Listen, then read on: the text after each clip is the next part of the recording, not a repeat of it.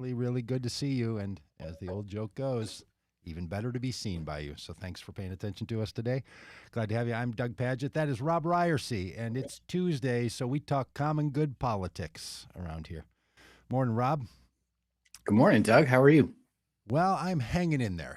We've decided we're going to do these daily podcasts, and I have decided on a hat theme for each day. And so I've decided that it's going to be this hat style, which I often wear, but I have this in many a color. So today it's purple. Those of you that are listening just on the podcast, I don't know. We should throw up Dan, our producer's listening, and Dan, we should throw up some photos sometimes to go along with our podcast so people get a little bit of a glimpse. But I Go ahead. I toyed with wearing a bow tie today to bring back my personal bow tie brand to go along with your hat brand. That would have been nice. It's a new year. It's a new day. I think it's a new time for us to try some fun just like that. I think we should all get a brand. In fact, sometime Maybe next week. maybe in this podcast we'll tell the story about what happened when we were over in Washington D.C. for the inauguration, and that guy's like, "Hey, I recognize the hat walking through the crowd." But that's not, it's not just fashion that we do around here on Politics Tuesday and the Vote Common Good podcast. We like to say that as people of common good faith, we want to take this really positive and hope-filled and open-eyed approach to the question of what's going on in this world, and then what can we do in light of it. So we're here to recruit you. We're here to activate you, and are really glad you're going to be part of today. And today, even though it's our politics podcast day on Tuesdays, and we pick Tuesdays for politics because that's when elections are normally held, is on Tuesdays. So it's not just Taco Tuesday; it's also Politics Tuesday around here on the Vote Common Good podcast. But we're going to be talking with someone who we equally could have had on our Friday science theme day. He's a professor of psychology from the University of California, Irvine, and he specializes in why people believe in conspiracy theories. And his name is Dr. Peter Dito, and what he says about himself is that his specialization is in social psychology, judgment and decision making, political and moral reasoning, emphasizing what he calls hot cognition, the interface between passion and reason. And man, there is like nothing that sets the context for the political environment in the United States, probably always, but certainly in the time we live, than that kind of conversation. So halfway through our morning, you're going to get to go on the deep dive with Dr. Peter Dito. But until then, Rob and I are going to give a little roundup, a little conversation about politics. We hope that you find, this helpful, informative, but also a way of thinking about politics, because we know a lot of us have been recruited into the political world, and some people didn't even want to start thinking politics. Rob and I both being pastors and then talking about politics, it's like religion and politics, quite literally the things that people don't want to, ever have you. Yeah, we picked the two things. We might as well have like a sex and money podcast as well, right? right. And how's your relationship with your mom, Day? Why don't we do that? Just really get the things going that people want. That's the same as politics. People. So Rob, give the good folks, the common good folks who don't yet know, haven't had the privilege of getting to know you, give them a little context for the Rob Ryersey world and life. Yeah, I'm Rob Ryersey. It's pronounced Ryersey with a long E on the end. Nobody ever gets that. Who doesn't get that is Siri. When I say call Rob Ryersey, and she says calling Rob Ryers. Yep, exactly. She's just argumentative, isn't she, Siri? She is. Yeah, I'm a pastor in Fayetteville, Arkansas, at a church that my wife and I founded called Vintage Fellowship, and been here, I don't know, 14, 15 years. And I was recruited to run for Congress in 2018. I ran as a progressive Republican. Yes, that is actually a thing, and we will probably talk about it over the course of this podcast at some point. And I spoiler alert, did not win my election, but learned a lot through the process. And I have, after that ended, I joined the Vote Common Good team and work on the political side of things, trying to help foster our relationships with candidates and elected officials around the country, and help them to just like we ask voters to do, to use the common good as their voting criteria, we ask elected officials to do the same thing when they are voting on bills and laws. I also have worked with an organization called Brand New Congress, which recruits and endorses and trains congressional candidates around the country, maybe some that you've heard of.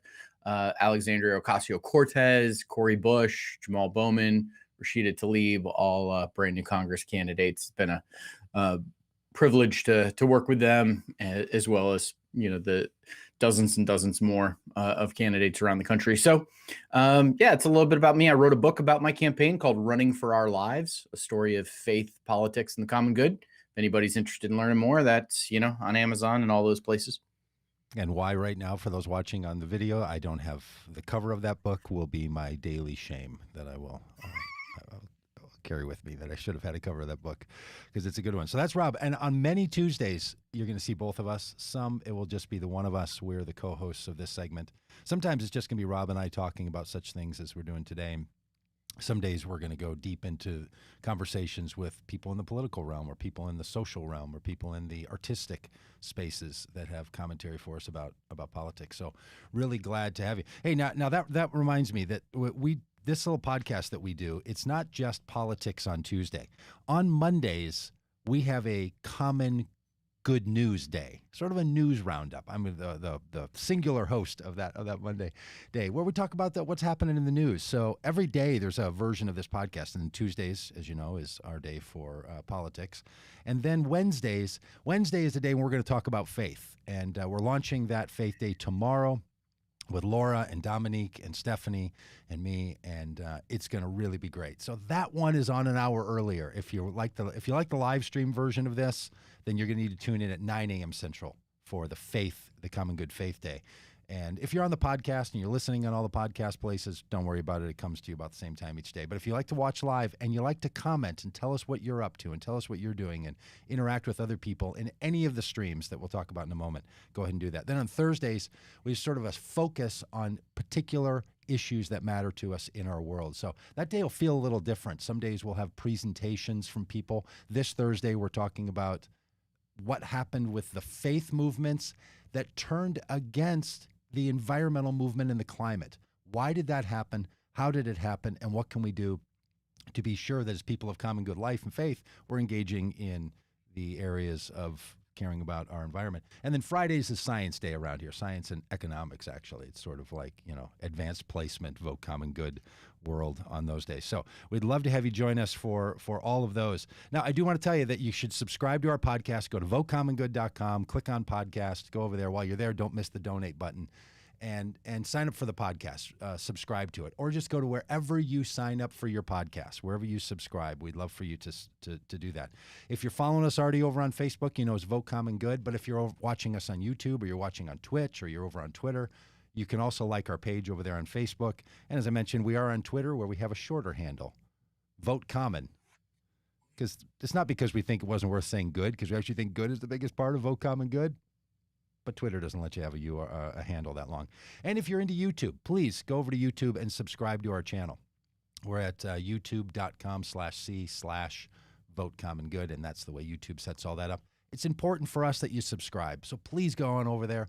Even if you're never going to watch YouTube again, just be part of the common good in our YouTube stream here, because we'd love to have you over there. And then if you're into Twitch, like if you're a gamer, we've got a Twitch channel. And you know what happened yesterday, Rob Ryerson? We picked up a follower on Twitch. That's fantastic. We now have one. It was someone from Russia. I couldn't quite, didn't know how to pronounce her name, but I think it's still a solid lead for Twitch. So if you're over there at Twitch, I think Twitch is really a future for us. And then we're doing all that we can to be on Instagram. So those of you that are watching on Instagram right now, where we have a phone pointed at an iPad to make it possible for all of you to follow us over there. Now, we won't necessarily have to do that every single day, but I just want you to know that we are taking this pretty seriously, and we're trying to get this message out everywhere we can. So however, wherever, whyever, whenever you want to listen, just in your earbuds, in your video streams, we want you to follow along with us. This matters. And if you have some comments, if you have some input for us, you can do it right in our streams here. Or if you're old school and you like to send an email, podcast@votecommongood.com, and that's where you can send us ideas for topics, people we should be talking with, interviews that we should be having, all that kind of thing. So glad to have you with us here on our launch. Now, some of you may know Rob and I from the hit "This Guy Has Got to Go" podcast, which now doesn't have to exist anymore. Even though about every third day a new person is in my sights for someone who's got to go out of the public space. But I think our cancel culture can be put to rest now that Donald Trump is retired down in Florida, right? Maybe what we could do, Doug, is have a "This Guy's Got to Go" segment of our podcast where each week one of us just suggests someone who's got to go and why, and we can rant about it for a little bit. Yeah, we could say if we were going to have that podcast come back, it would be about this person, Ted Cruz. It would be about Josh Hawley. See, there's some guys. There's some guys that got to go. Hey, Rob, lots going on in the political spaces and streams. Obviously, we're 3 weeks into the Biden administration. I think this is the third week, or we're about to cross it tomorrow, the start of the third week. Amazing to think, right? That's all the days that we're in, and I can already feel that the country's starting to shift a little. But I noticed this weird thing. We're still obsessed with the Republicans. What does Mitch McConnell think about things? What about trying to get the Republicans in the Senate to come on over and join the Democrats on this COVID relief bill? Like somehow Republicans are still like the big bully in the playground, and it is amazing to me, at least in the news streams that I follow, which is kind of the MSNBC and NPR and Mother Jones, and that's I also have Apple News, so I follow all the kinds of streams. But man, Republicans are all over the place. Everybody's obsessed about what the Republicans are doing, and I just think what is our obsession with just caring so much about Republicans? And that being the point, I want to show you a clip in a little bit from a Republican governor in West Virginia. But what do you think that's all about? Well, I think part of it is that stories need a bad guy, right? And they lived happily ever after. Like that's when the story ends, right? Like that's not interesting. And so I think there has to be in the storytelling, there has to be some tension, there has to be a bad guy, there has to be a villain, and Republicans have certainly kind of played that part really effectively over the last, long time. And so I think that's what kind of keeps them relevant now as the opposition party, as simply being like the bad guy. I remember back in, those that have been at the Vote Common Good events and have heard me speak, know that I grew up really conservative, and was a big Rush Limbaugh fan when I was, a younger person. And I remember when Clinton left office, there was like all of this kind of hand wringing that took place about like, how is Rush going to be able to continue on without a bad guy to rail against? And, you almost need that foil.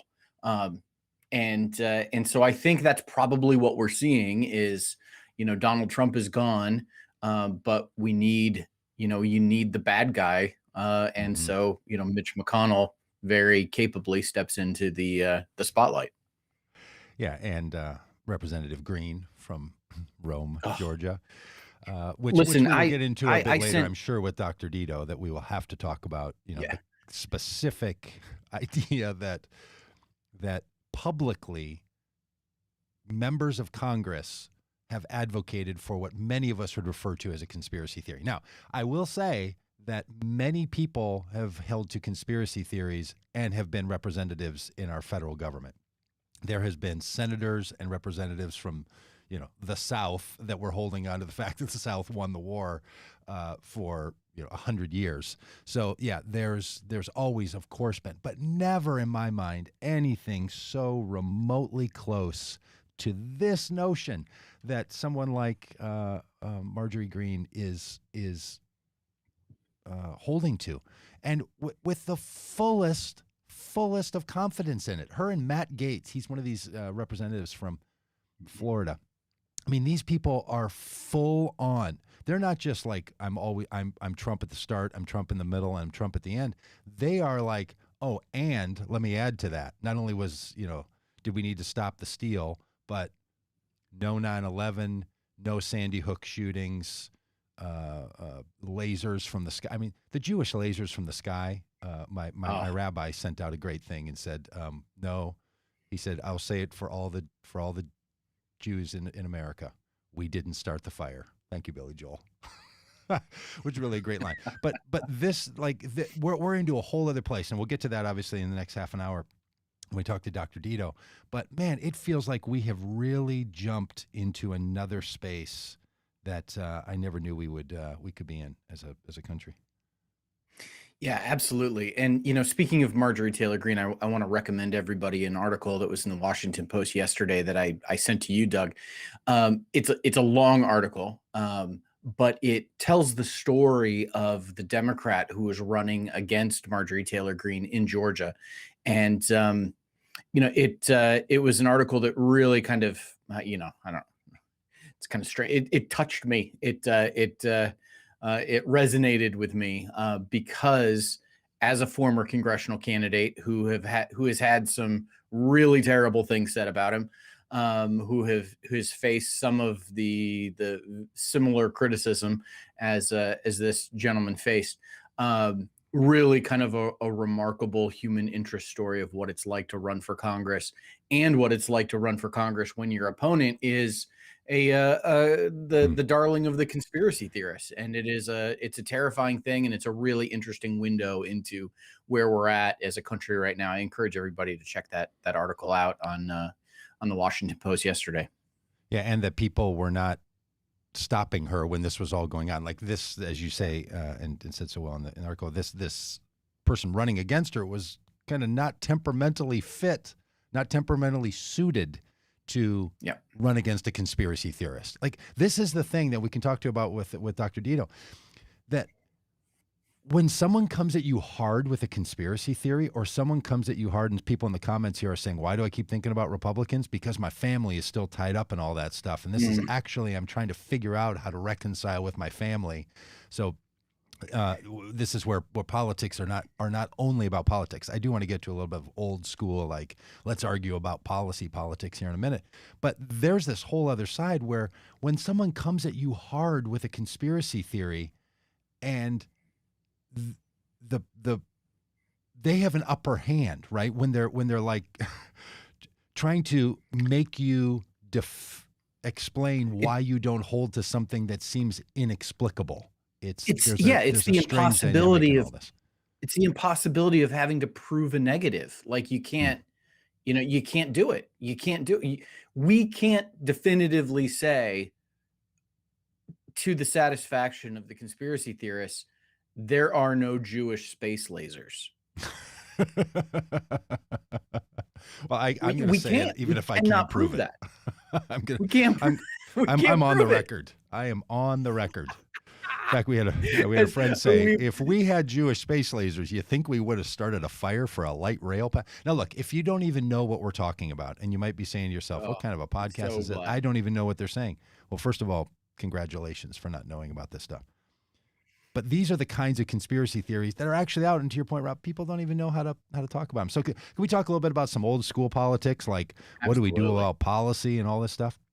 Yeah. So the big news thing today is, will Republicans allow Joe Biden to be a president that brings the country together? Again, a bunch of Republicans and then Joe Manchin get to decide if indeed this is the case. So they're trying to figure out how to reconcile what the Democrats want, which is to spend enough money to solve the COVID problem as we currently see it. And they've put a dollar amount on that, $1.9 trillion, which is just a lot of money. But it's a big country and a big economy. And then, and then like some guy kicking tires buying an old car off of Craigslist. Here come the Republicans with like, how about $600 billion? Like, hey, I'll give you $50 for that car. You're like, it's $5,000, and they're like, all right, make it 100. I'll give you 100. I mean, I doubled my offer. So I just think these people are out of their minds. But there seems to be a movement now where some Republicans, and I want to show this clip and we can talk about it, where Republicans, even the governor of West Virginia, who strikes me as a real, I didn't know who he was. His name is Jim Justice, killer name, and unbelievably perfect central casting accent, which we'll hear in a minute, is saying, look, spend the money we got to spend. Just go spend it. Like, don't hold back and spend it. Do you have any comments about that? Or you want me to play the little video clip of him? Let's play the clip. All right. So here's Jim Justice on MSNBC yesterday. Believe forevermore that it was ridiculous beyond belief to have Democrats and Republicans fighting and couldn't pass a stimulus package for months. And I'm not going to cast blame, but it was god awful. That's just all there is to it, because you had people that were suffering, that needed to pay their power bill, needed to pay their, their rent or their car payment or whatever it may be. You had people suffering, that their businesses were going down the drain and everything else. And at this point in time in this nation, we need to go big. We need to quit counting the egg-sucking legs on the cows and count the cows and just move forward and move right now. We need to go big, and if we waste some money now, well, we waste some money. But absolutely, we've got too many people hurting, and the economy is going to sputter, and we've got to get ourselves out of this mess, and it's the way we need to go right now. Governor Jim. All right, so what's fascinating about that is he's the governor of West Virginia, and I know you live in Arkansas, and you occasionally get to hear people with that accent just, at your local patisserie. Yeah. That is a fresh accent in my ears, and it is just, there's something that makes my mouth smile every time I hear that kind of phrasing. But here's this, Southern drawl West Virginia governor saying things like, we got to stop counting the egg-sucking legs on the cow and count the cows. I have no idea what that phrase means, but if I don't use stop counting the egg-sucking legs off of a cow and start counting the cows once a week, I think I've missed an opportunity. So he's basically saying, spend the money you got to spend. And this idea, he said on another program yesterday, I don't know why they got him touting around, but he's out just basically saying, who cares if we waste money right now? The economy's crashing. People are suffering. Spend the money. Is that going to be a catch up for the Republican movement? Do you think there's any Republicans who will actually go down this road and say yes to that kind of a perspective? Well, I'm not sure Jim Justice is the best representative of Republican politics. He sounds like a Republican. He's actually a former Democrat. He became a Republican just to run for governor. He's purely a Republican for political purposes. Lifelong Democrat. Yeah. I don't know what you're talking about. I like him. So yeah. So I think what's real, the fascinating thing that he says, besides the egg sucking cow legs, which I really have no idea what that's all about, but this notion of, if we got to waste money, we got to waste money. Have you ever heard a politician say that? I mean, government waste is that is bipartisan support for eliminating government spending, the wasteful government spending. How many times have we seen, $50,000 of government money was spent on some art piece that somebody didn't like, and and this gets touted as wasteful government spending. And Jim Justice is here saying, hey, if we have to waste some money, we have to waste some money. That is staggering for anyone who pays attention to political rhetoric for a governor to say such a thing. And it's important for people who are into the intrigue of politics. He's the West Virginia governor. Now, the reason that matters is because the senator from West Virginia is a Democrat, but he's someone who is a conservative, more Democrat. Conservative, and his name's Joe Manchin, and he's someone who many people are saying, that guy, and then Kristen Sinema, interestingly, also a very moderate person politically, though not socially, from Arizona. These two are like, hey, you got to come get me. If you want 50 for Democrats, I'm one of them, and I'm willing to play ball with, I'll play around the field here if we need to. So Manchin holds a lot of power. So the idea that the governor from his state is the one that's out there saying, hey, as a Republican, at least elected Republican, we've got to get the money that we need to get into the pockets of the American people and into their bank accounts. That's the only thing that matters. Just spend the money. And this is what we did in July. This is what just gets me about this. And it worked.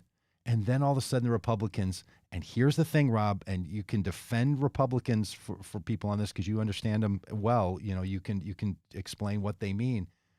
For some reason, they still act as if making sure that the wrong person doesn't get something they don't deserve in their minds. Like, it's all about merit. It's all about merit-based politics. Did you deserve it? Look, Republicans talk like this. Democrats talk like this. I'm actually listening to this book called The Tyranny of Merit. And it's all about this idea that, like, our politics are built. You heard Obama say, like, hardworking people who deserve it. Well, that's a merit argument, right? Like, if you deserve it, then you get it. And Democrats say it and Republicans say it. Everybody talks about if you deserve it.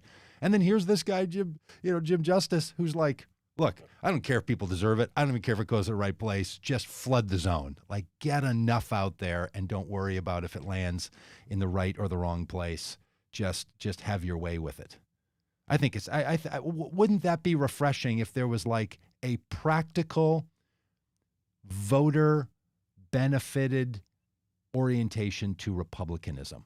Because it seems like Republicans are constantly acting as if they should play the process argument on everything. Something about, is it fair? And here's what I don't get. Normally people say that it's liberal leaning progressive Democrats that are all into fairness until it comes to government spending or intervention. And then it's all about fairness.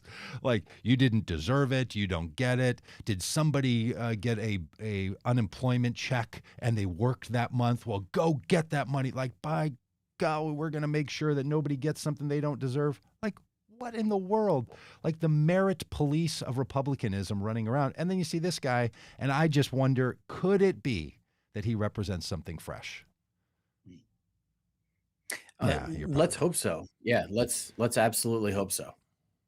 Well, Rob, we're going to let you talk to the good people here for a minute. I see that in our fancy little system, we have our guest in the green room. So I'm going to throw this thing over to you, and I'm going to go chat with him for a second. Yeah. While we're waiting for Dr. Dito to join us, let me just mention something that took place on the internet last night. Live stream that took place last night. Congresswoman Alexandria Ocasio-Cortez, AOC, was live streaming about her experiences during the Capitol insurrection, the uprising. She had mentioned earlier that her life was in danger, and she gave a bit more detail last night about her experiences, including hiding in her bathroom while there was an insurgent in her office looking for her, running through the Longworth building and meeting up with Representative Congresswoman Katie Porter and hiding with Katie Porter in her office, staff sliding couches in front of doors to keep people from getting in. AOC finding a gym bag in Katie Porter's office of one of Katie Porter's staffers and putting on the sneakers that were in the gym bag so that she wouldn't be wearing high heels as she was literally running for her life. It's like deeply, deeply concerning that we are in a moment right now where our elected leaders literally are putting their lives on the line because of the conspiracy theorists, the seems like the political doomsdayers that are moving us towards what seems like greater inevitable conflict. And this is really bothersome to me. Is some of you know, I had a chance to get to know AOC during her congressional run and consider her a friend. And the thought that my friend was fearing for her life. This is not just something amusing to watch on TV. This is not just, fun memes to share of the horn guy. This is not just kind of laughing about the guy who lives 25 miles from me who had his feet up on Nancy Pelosi's desk. This is literally life and death for real human beings, and that ought to concern us, that we are now living in a space where the political infighting, the political game, the political battles and wars have heated up to the point where real life, actual violence is a reality. People lost their lives during this insurrection, fueled by conspiracy theories. This is really, really serious stuff. So maybe you might be wondering, why are we going to talk about conspiracy theories here on our inaugural political podcast? It's because the conspiracy theories are fueling our political discourse right now, fueling the political climate in our country, and fueling the violence that is that seems to be overwhelming the system. And I don't think it's going away unless we figure out how to understand how this happens, unless we figure out how to respond to it well. And, I mentioned this Washington Post piece yesterday about the Democrat who was running against Marjorie Taylor Greene in Georgia. And Doug mentioned, how he just personality wise was not fit to meet the challenge of conspiracy theorists, unless we are ready to do that. And we have to do that in a variety of different ways, from political leaders and candidates who are running for office to those of us who have family members who believe this stuff. We have got to understand it so that we can respond to it effectively and hopefully diffuse it in a way that will enable us to move forward. I know, it's tempting to just, kind of wish we could split the country up into red and blue. And, you've seen those, I'm sure you've seen those memes and images that kind of make the rounds on social media every now and then of the United States of Canada and Jesus land and how we can split things up. And there's there's a lot of humor in that. And there's, my wife and I joke often about moving to Canada. And there's a lot of thing of hey, we could just get out of this. The reality is we're not getting out of this. Yeah. The reality is that we live in relationship. Or you do, or you just literally leave. But if you don't want to do that, then you but we live in relationship with people who believe this stuff. And there is no escaping that. So we've got to understand it and be able to respond to it because it is now a very real reality for our political life. So I'm excited about our chance to talk to Dr. Dito about it. Yeah, that is a perfect segue. Dr. Dito, we're so glad to have you with us. Thanks for joining us. We can see that your camera's not coming on. I don't know what we do about that, but we do have a placeholder and a little shape of your face. Yeah, you can hear me okay? Yeah, we hear you great. So you sound fine, but yeah, I don't know what is the problem. So well, it adds a little intrigue to the idea that someone talking about conspiracy theories now is just like a blank slot on here. We're like, who is that actual man? So thanks so much for joining us. Yeah, maybe you had a chance to hear a little bit about what Rob was saying, and I did an introduction to the listeners that you're a professor at the University of California at Irvine, and your specialization in social psychology, judgment and decision-making, political and moral reasoning, and with this idea that I found so fascinating, emphasis on what you call hot cognition, that interface between passion and reason.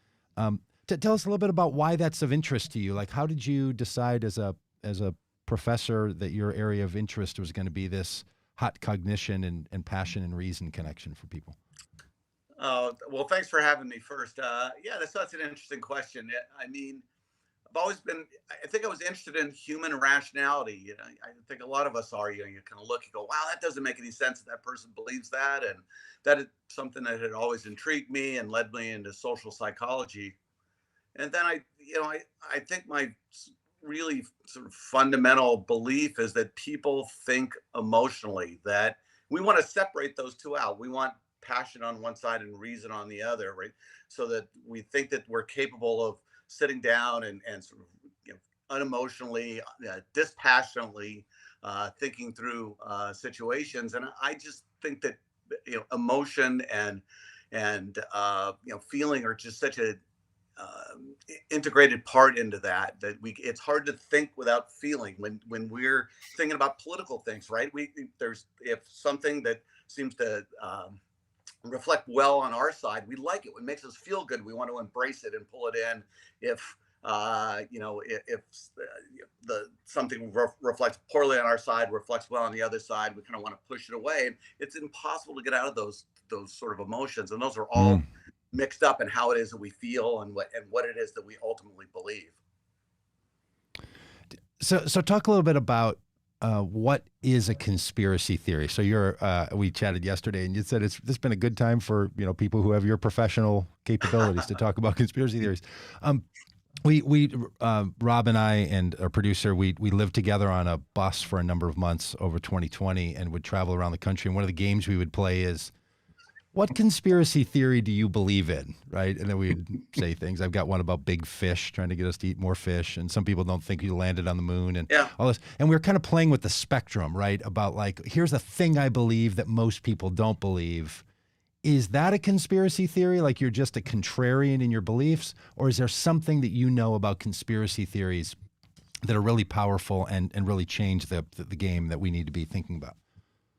Yeah, I think what's great about your comments is sort of capturing the continuum, that this the conspiracy theories are sort of an extreme version of relatively normal processes, right? So I think what scientists would label a conspiracy theory as a belief that sort of events are being controlled by some malevolent group that's unseen, right? So in the current idea, some kind of QAnon-like idea that some deep state is controlling the forces, or that 9/11 wasn't it was an inside job, or that the classic kind of Kennedy conspiracy theory that President Kennedy wasn't assassinated by a lone gunman, but by this sort of global conspiracy. So that's classically what we think of as conspiracy theories, when it's kind of this paranoid idea about a malevolent force that can't be seen that's controlling things. But it's not unlike many other sorts of beliefs that we all have. We all have sense that somehow what's on the surface is not really what's happening, that there's something else going on. It's things like, I think that big corporations are kind of manipulating what it is we want to buy. That's true. That's what they do. And so these things there's a real continuum in between kind of what counts, when it kind of goes off the rails in a sense, or becomes socially dangerous in some ways, and the way everyday people think about and try and sort out the nature of the world.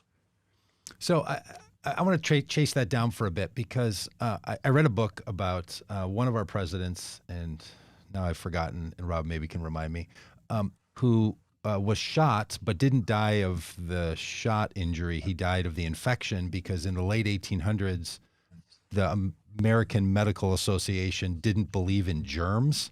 And so they packed his wound with like dirt and hay and manure and so on. And the guy got an infection, and that's what killed him.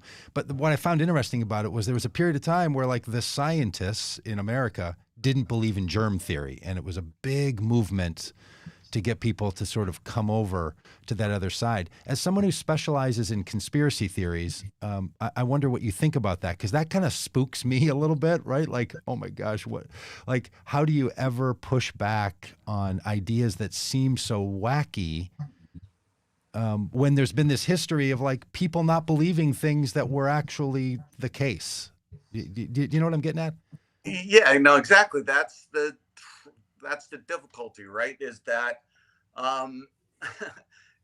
scientists do this all the time. We say, oh, here's these things that look like they're happening, right? And we all, everyday people, think this is what's going on, but really underlying that are these other factors, these other causal factors. You're being, affected by this and this, and the difference between that and a conspiracy theory, just sort of in structure, right? It really isn't very different, and it's hard to tell sometimes. We very seldom ever have direct proof of anything that we know, right? We have social proof. We have, people that I respect believe this, and so it's hard to nail things down. And as long as they sort of are, if they offer a coherent explanation, if I believe that 9/11 happened, and I think these things go on. I can see how it is that the government, engaged in this inside job, and that makes sense with this other fact, and everything kind of comes together, right? That's what scientific actual understanding is like, and that's kind of what conspiracy thinking feels like. It feels like you're finding this, you're uncovering, an explanation that that has that same kind of aha, wow, that's great, I've got that. And how do you tell how do you tell one that's wrong versus one that's right? Again, the ones that we're all, I think, pay a lot of attention to are just sort of seem crazy or so malevolent, right? I mean, and some of them, I think, sort of break down because I think that the general breakdown is that they almost always imply some kind of conspiracy, some large number of, by the name, right? So that they involve a lot of different people, and those people all have to be quiet about all this, right? And it all has to be kept secret. And I think most of us don't think that really is the way the world works. Somebody's going to spill the beans. Yeah. Dr. Dito, let me ask you this. What's the relationship between someone's propensity to believe a conspiracy theory and their identity or the tribe that they belong to? Is there some connection, or is it the type of thing that every group, every identity, every tribe has, some, small percentage of conspiracy theory believers in their midst? Or is it that some identities, some tribes tend to foster this more than others? Or how does that work? What's that relationship like? Yeah, it's a complicated one. So I think people very often want to attach it to one side. So this is a right-wing phenomenon, right? What the scientific data seem to show is that it's sort of a phenomenon mostly of the extremes. Again, that people who have extreme political views tend to be more likely to hold some kind of or be prone to conspiratorial thinking, right? But it's not that they're attracted to the same theories, right? There are clearly politically loaded theories. Again, QAnon is and whatever that whole constellation of beliefs, it's not really one coherent thing. That seems to be largely attractive to a right-wing group. It tends to be drifted on that side, but the tendency to sort of believe these sorts of things doesn't seem to be overly political. It's really a matter of in terms of orientations, the matter of the extremes. I think what the other thing to point out is that you're exactly right. It's a identity, or at least part of the phenomenon is a real social identity phenomenon. It's a desire to connect with people and other people who know this secret that you seem to know. And for example, one of the predictors of belief in conspiracy theories is loneliness. So it's kind of a way of attaching with people. And you could imagine during a pandemic, when you're socially isolated anyway, perhaps all those things are exacerbated, and this kind of desire to connect with people, right? So those what predicts who believes in conspiracies generally, right? It's these social factors, lack of control, people who feel those sorts of things, right? And the political orientation may come in what kind of theory you believe because you want to believe one that casts your group and you in a positive light. I've heard people suggest, and somebody suggested it out of some study that was done, that one of the things that we find is that when you're around people in your social stream and network and friendship groups and all, are people who tend to think more like you, that you tend to go down a kind of extremist. It sets the context for you having extremist views. And so I'm kind of thinking about like a series of contexts, right? Where if someone holds extremist views, then they likely would become, to your words, more likely to hold to a conspiracy theory. Is like group think or people being in contexts where their presumptions of the world, simple and complex, are not challenged. Is that like the precursor to people having more extreme views and then therefore even holding some views of conspiracies that can be really dangerous and deadly?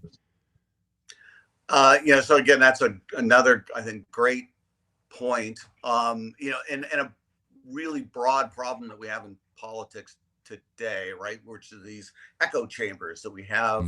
We're not only do we, does the media environment allow us to put ourselves only among people who believe what we believe, but people are residentially sorting, right? So there's all this data that people are more likely to live, liberals are more likely to live near liberals, conservatives more likely to live near conservatives. That's why we have more landslide districts all over the country, because people are sort of finding their little residential safe spaces. And so you're around people who believe what you believe.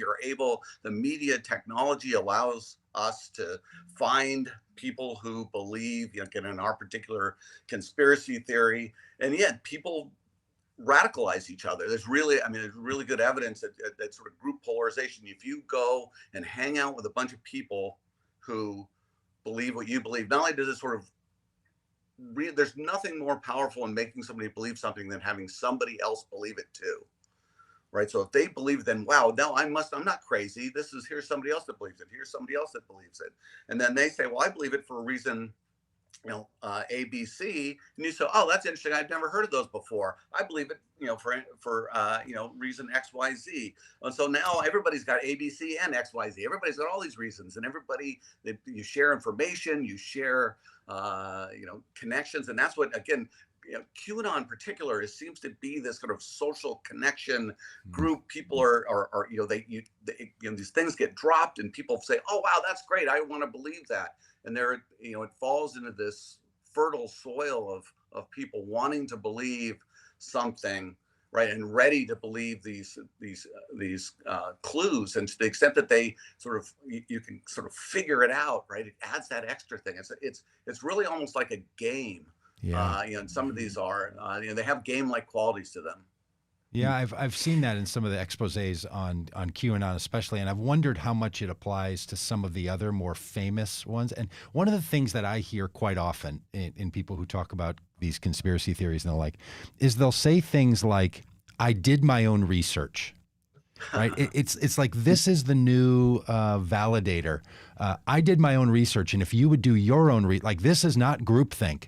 I looked it up. Have you looked it up? Do you know? Right. And I've had people be very aggressive who hold to conspiracy theories, and if someone uses the phrase to me, Building 7 and Termeculite, I know that they're into a September 11th conspiracy theory that Building 7 could not have fallen on its own, and it was a controlled demolition that had to be done by the Bush administration. And they will say, have you looked it up? Have you seen what the people... So there's...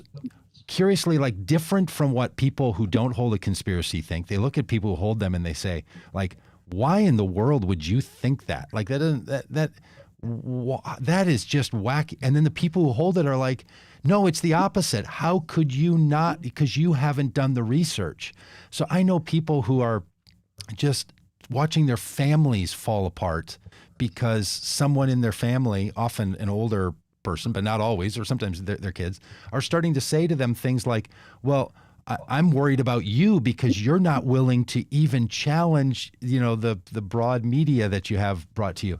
Well, so I want to use all that to pivot into, like, Now you can be our therapist here too. Like, what should people do if they feel themselves slipping down this road, or someone they care about is sliding down a road?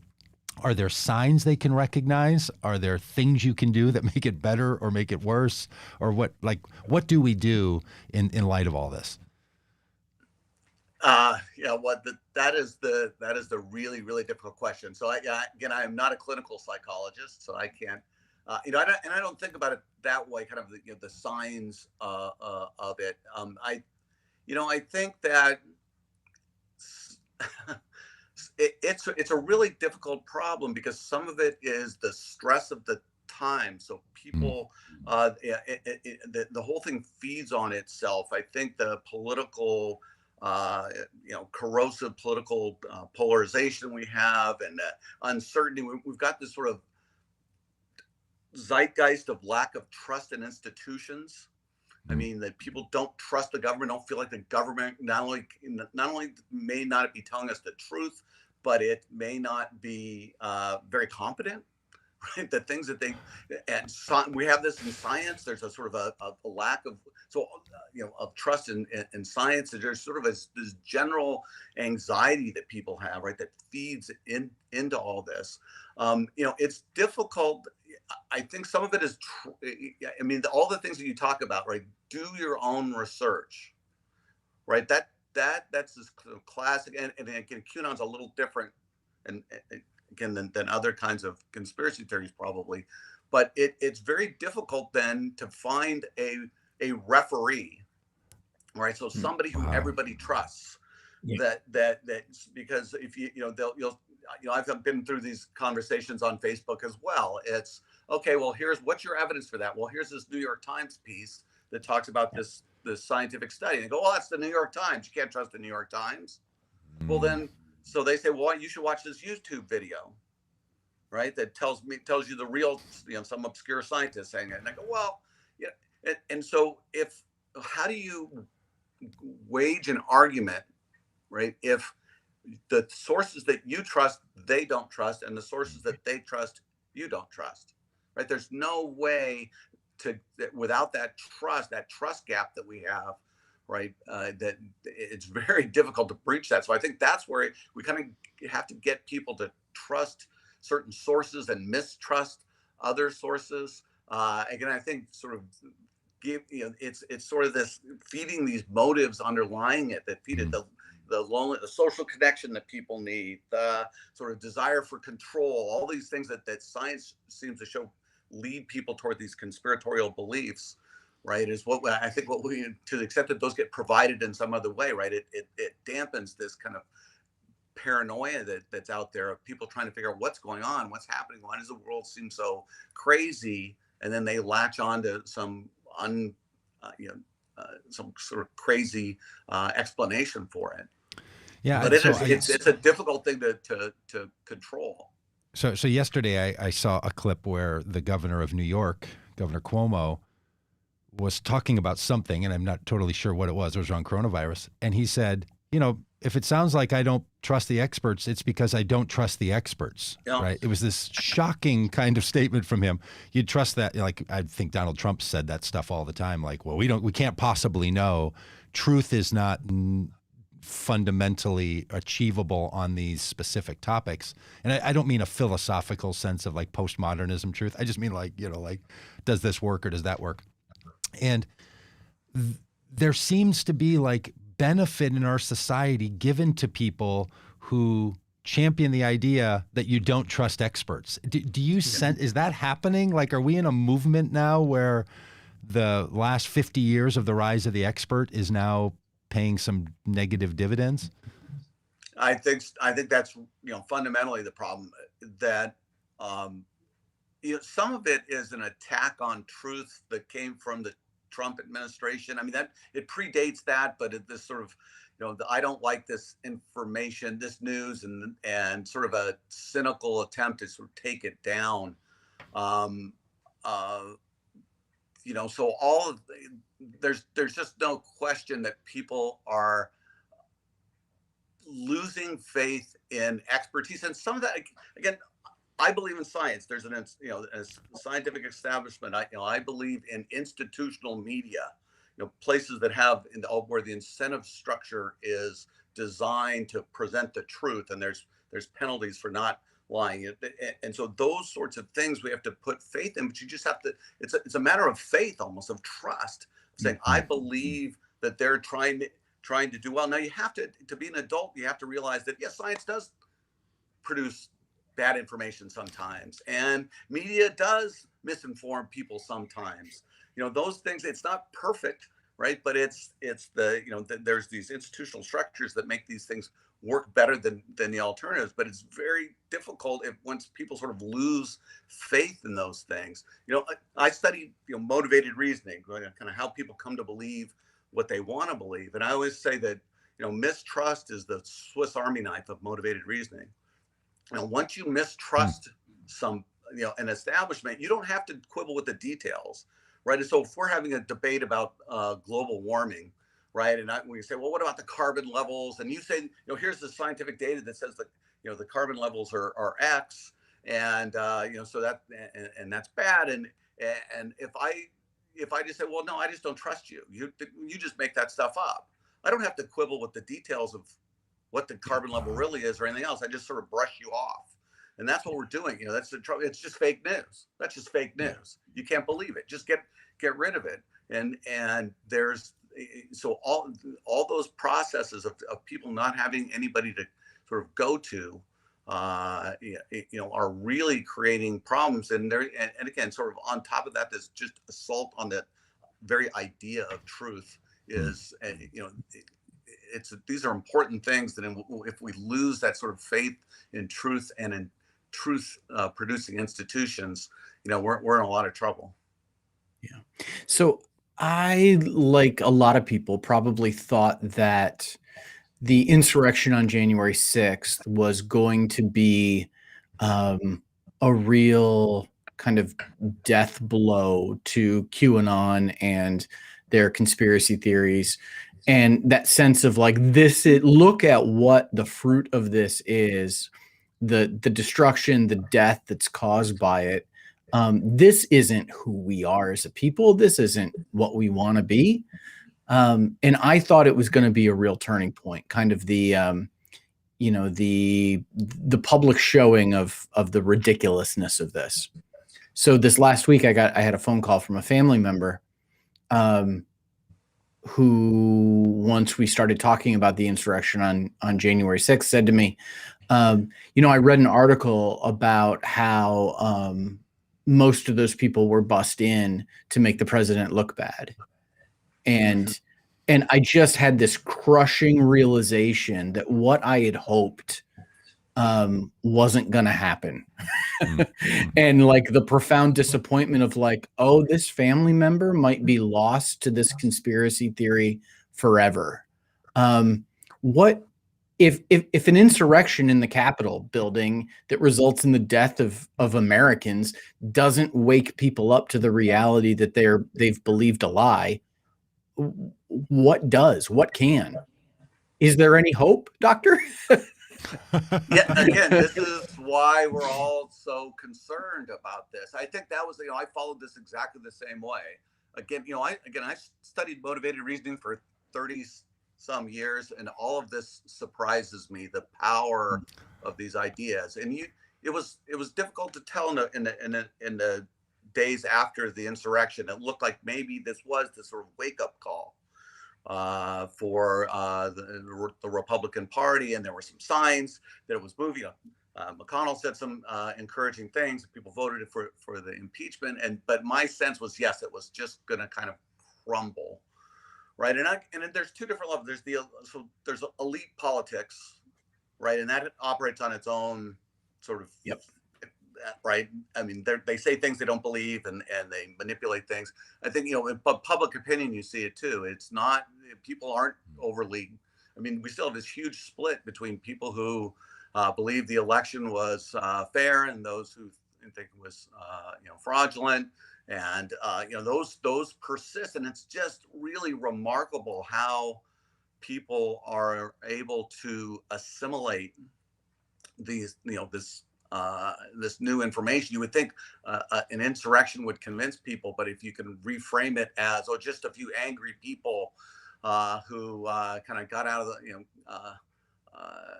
got out of hand, and again, there's a sense in which the two sides seem so similar, right? I think that if you ask the average Republican, did you approve of the insurrection?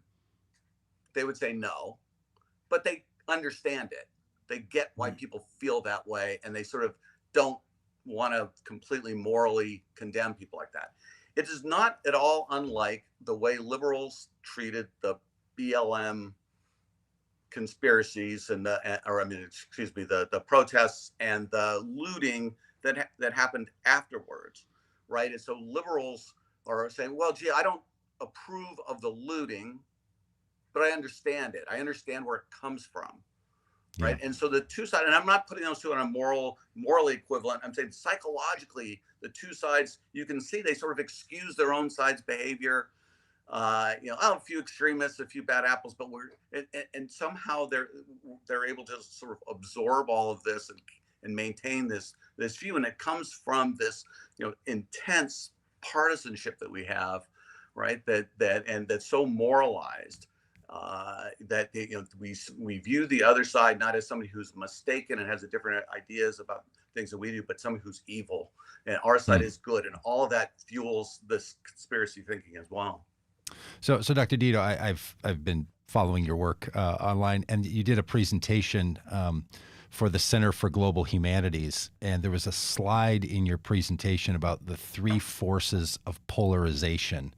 And for those watching the stream, I have it up on the screen. But for those just listening in, you talk about these three forces, and you say that they don't really go in order, but they're I don't know, they like impact each other. It's moralization, factualization, and socialization. And I found that to be really helpful. So at the risk of trying to steal an entire semester's worth of coursework from you in a podcast, it seems like that's very helpful. Can you just say a word or two about that? Sure. So these are all kind of natural group processes, right? So our history is people are groupie, like they split up in since we've been on the savannah, right? We split up into little groups and we interact with one another, and we usually it doesn't go very well. But in general, you can look at our situation, and the problem that I focus on the most is these different factual beliefs. The two sides believe different things of differences of opinion are fine. Differences of facts. If you say, I think X is true, and I think global warming is happening. I don't think it's happening. Et cetera, down the line, right? That's what I've sort of focused on. So how does that happen? Right, and there's these three forces that I think are going on that are leading to that kind of factual gap, and then having it all fuel itself. Right, so there's moralization, which is just this idea of treating the groups, two groups that see each other in moral terms. Right, not in fact. Again, in one view of politics is okay. You have your opinion, I have mine. You're different, but we both have the same goal. Right. So you're just mistaken. At worst, you're dumb. Well, but there's the moralized version where you're trying to do something really different. You're evil, and you're not dumb. You're evil. You're trying to take over the economy. And so that's what we've got. So that politics in America is this sort of hyper moralized. It's more like in a recent paper we talked about it as political sectarianism. Right. So they're more. It's like two sects of the American civil religion who are trying to sort of fight it out over who's got the true vision of the founders. Right? They're like Sunnis and Shias, more than they are Democrats and Republicans. So everything's moralized. It fuels everything. Everybody's really angry at each other. And that's the moralization part. What that moralization part does is it fuels the way we process information, right? So because we're so mad at the other side and we want to believe our side is good, we take in the information that supports our side, all the science that supports our side, everything we believe it's true, and every things that favor the other side we reject, and that's what groups do, right? They sort of take in, they have their own beliefs, they support their own beliefs that their side is good, the other side is bad, and so that's where that moralization fuels the way we process information, so that we just accept information that we want to believe, and we get this sort of factual gap between the two sides, where one side believes X and one side believes not X. Then those different facts get pumped into the sort of social system, right, where we're completely segregated.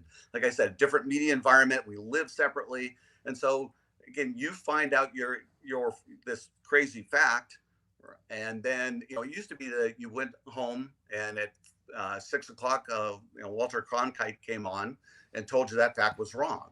Now you go home, you watch your media that tells you exactly that the thing that you wanted to believe is really true.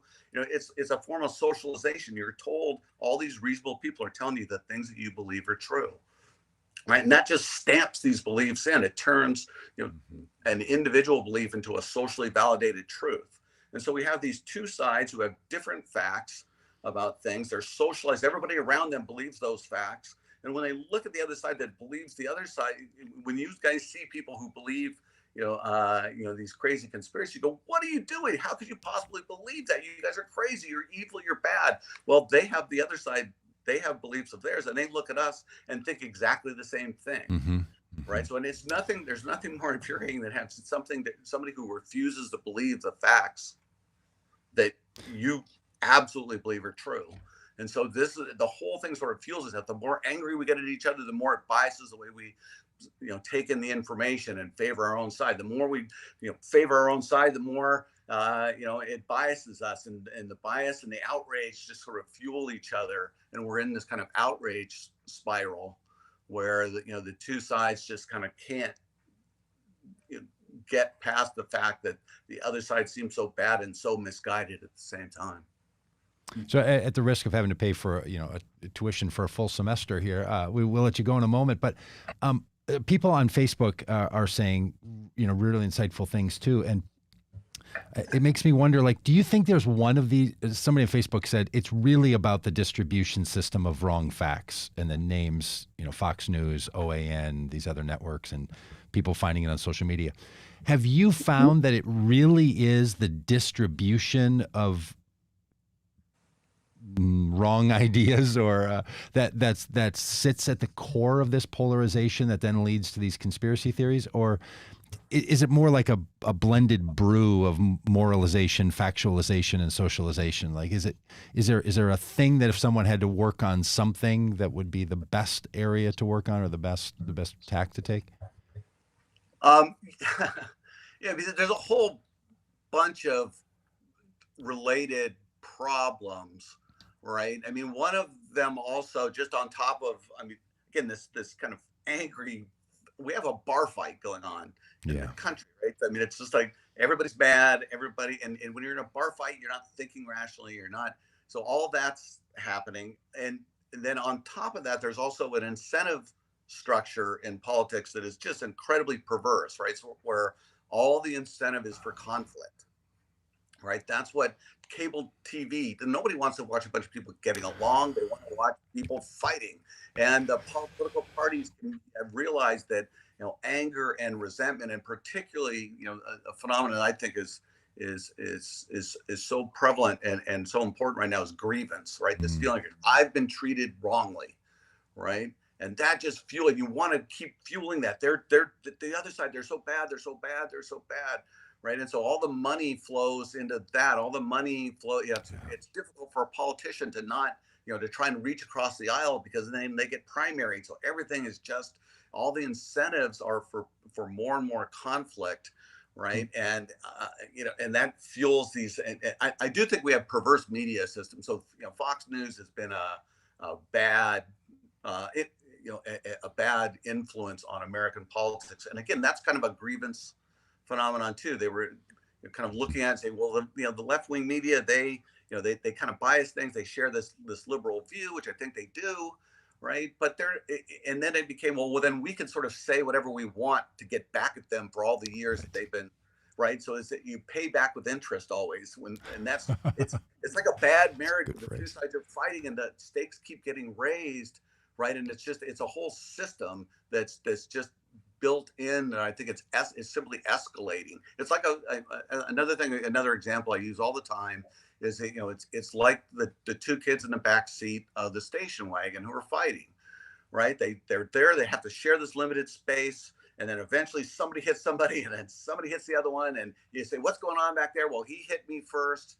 Well, he hit me harder. So everybody's got a reason why they're hitting. They're morally justified. Well, he hit me first, that's why I'm hitting him. He hit me harder, that's why I'm hitting him, right? That doesn't stop, right? Somebody's got to go back there. And that's the problem, is that somebody has to go back there in American politics and somehow dial down the heat. And I don't know exactly what that is, right? It's a really difficult problem that requires both sort of changing the media environment to a certain extent, helping people with the skills to process information correctly. But none of that's going to really take when we're in the middle of a bar fight, right? I mean, it's just, we've got to turn down the temperature in the country, right? Or else it's going to be really hard to implement these sort of measures that might make people process information better, attend to the right kind of sources. Well, Dr. Dito, thank you so much for all the work that you do. We'll put some links in the show notes and on the pages for people to follow the work that you do, and we really appreciate it. And if you ever want to talk about it again, please think of us, because we'd love to continue talking with you about things just like this. Thank you. Sorry about the video. I don't know what happened, but it was great being with you guys. Well, really good having you on. Thanks again so much. That's Dr. Peter Dito. He studies this kind of stuff and cares about it. You might want to say he's even an expert in it. So really good. Rob, we've gone our full hour plus. But any thoughts on what you heard there and how you think it really advocates for the kind of positions that we're trying to take in the vote common good world, or what we're up to? Well, I think it illustrates the real challenge that's ahead of us, and how we're going to be able to kind of break through, and especially when it seems like there is we both understand as pastors, like the role that faith plays in things and how significant that can be in people's lives, and how difficult it is to have a faith shift, to have some kind of transformation of some kind. And that if that's what we have to do, is help people have a faith shift because their political beliefs are faith oriented, that's a tall order. Yeah, it is. I think that's right. And this moralization thing that he brought up, I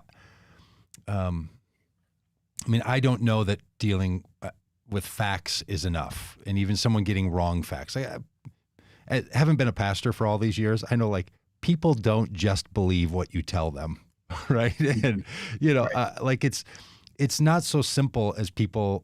You say it and people believe it. What people do is I really want to have Dr. Dito back on, because I want to ask him about how people form beliefs, because it seems to me that what happens is we grant authority to certain people to speak more powerfully in our lives.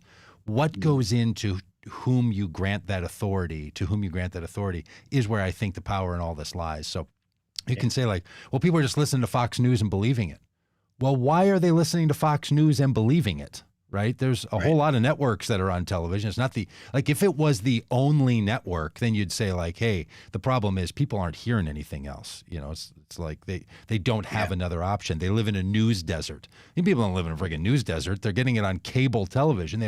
They could change the channel. So why don't they? And I think that there's something there that's more than just the information. And, I've often said the answer to this is not telling other people to be quiet. It's telling people of good conscience to speak up. I just think you have to overwhelm the process and the system of this. But this is the thing that I think it's this moralization and hearing him. So a group that, I've run around with is fond of saying budgets are moral documents. Mm-hmm. Or we need a moral movement in this country, and we're going to use Moral Mondays to do it. Now, what Sojourners does and what Repairers of the Breach and the Poor People's Campaign, I'm all for it. But I hear now from Dr. Dito's ideas here that moralization, putting a moral claim on your ideas, starts to create because then if you say, well, I don't like your budget, and budgets are moral documents, you're immoral. Now, look, people are, and I feel that way about the Republic. Like, my gosh, like really, like. But now you're starting into a different place. And what Joe Biden has been saying is, stop judging their motives, just judge their actions, which is really, really hard to do. And I think this is, we'll talk about this, I'm sure, ad nauseum on the Tuesdays of, common good politics. But this idea, I think we need to be careful, especially those of us who claim the moral spaces or want to be a moral character, because moralization does lead to factualization. And then that leads to this new socialization, because I sure don't want to be around a bunch of immoral people. And whether your punishment is from the divine at the end of your life or from the circumstances of karmic kickback in this life, either way, you're playing the same game. And I think that's just such an issue. Well, as they used to say on Car Talk, you've wasted a perfectly good hour. Absolutely. Did you ever listen to Car Talk on Yeah. Click and clack? Click and clack, the something brothers. That was their last name. That was a great little line. You've wasted a perfectly good hour. Other thing they would say, which I really liked in the third half of the show, they would say, there's a third half. They're clever. May we someday be just as clever. Hey, friends, thanks for being part of this and for listening. And again, if you haven't gone over to the podcast, votecommongood.com. If you're watching this online, and you're watching the stream, go over and subscribe to our podcast and make your way over there to the good people over at YouTube and subscribe, because it really helps us to get our subscribers up on YouTube. And if you're listening to the podcast, go the other way.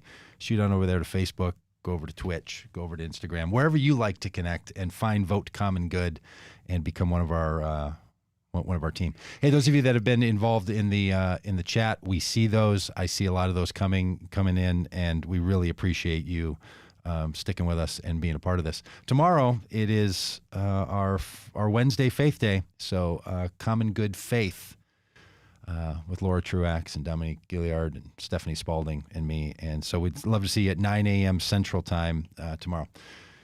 Rob, we need a Tuesday. We need a Tuesday sign off. Well, look, now Dan is joining us. Hey, Dan, are you in for fun, or are you just in for kicks and giggles? Fun. Oh, there he is. So that's Dan Dietrich, famous musician and producer of the Vote Common Good podcast. So you're not Dr. Are you going Dito, to sing but it us says out, you Dan? are. I'm just going to sing the theme song. Hey, you can play the theme song. By the way, we have a theme song for the podcast. Do you want it? You want to try to play it, and we can go out on it? No. You're not prepared for such things? I wasn't prepared to play it either. All right. Well, hey, good to have you all around with us today. Thanks, and a common good morning to you.